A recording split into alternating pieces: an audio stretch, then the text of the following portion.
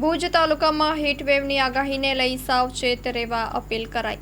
Story report by કરણ વાઘેલા, ભુજ। અત્યારે આપણે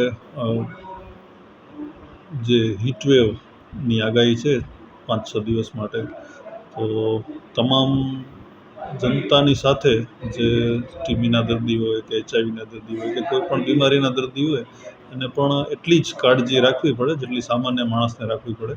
જેમ કે બને ત્યાં સુધી બપોરના ટાઈમે જ્યારે ગરમી વધારે હોય ત્યારે બહાર ન નીકળે, છાયામાં રહે, ઓઢણી કે એવું કોઈ કપડું બાંધે, વધુ પડતું પ્રવાહી લે જેથી પેશાબમાં ઇન્ફેક્શન કે ડિહાઇડ્રેશન ન થાય।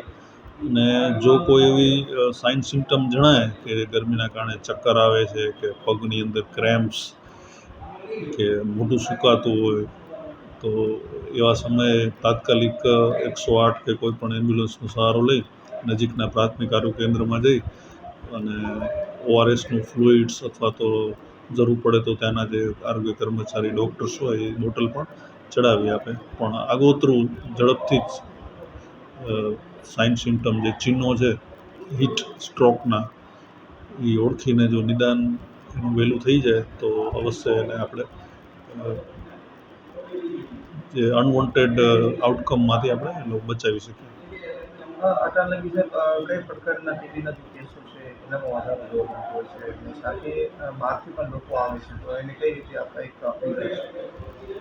ટીબીનું જે છે લગભગ 260-270 જેટલા દર મહિને કેસીસ અત્યારે જે રૂટીનમાં નીકળી રહ્યા છે। એટલે આપણે ટાર્ગેટ લગભગ આપણું જે હોય એ પ્રમાણે જ એનું મેન્ટેન રહ્યા કરે છે। અને જેટલા દર્દી નીકળે છે એમાંથી આશરે 90% જેટલા દર્દીઓ આપણે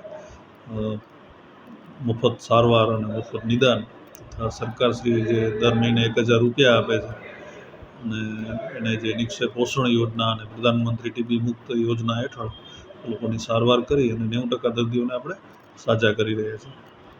બહારથી લોકો દવા લેવા માટે આવતા હોય ભુજમાં, તો આટલું બધું તાપમાન છે, એના માટે કાંઈ ટાઈમિંગની કાંઈ ચેન્જિંગ કરવામાં આવ્યું છે કે જે રૂટીન છે એ જ?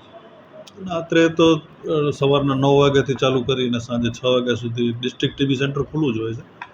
દર્દી ગમે ત્યારે આવી શકે, પણ સવારના વહેલા અથવા સાંજે આવે અથવા કારણ કે બહારથી આવે તો પહેલાં પ્રાઇવેટ ડૉક્ટરનું કન્સલ્ટેશન કરતા હોય અને પછી એ લોકો એક્સરે લેબોરેટરી કરી અને બપોરે મોકલે તો પણ રાત્રેથી સારવાર મળી રહે છે। પણ જે બહારથી દૂરથી આવતા લોકો નજીકના પ્રાથમિક આરોગ્ય કેન્દ્રમાં સૌપ્રથમ લઈ લે દવા અને જરૂર પડે તો જ ભુજનો ધક્કો ખાય તો વધારે સારું રહેશે।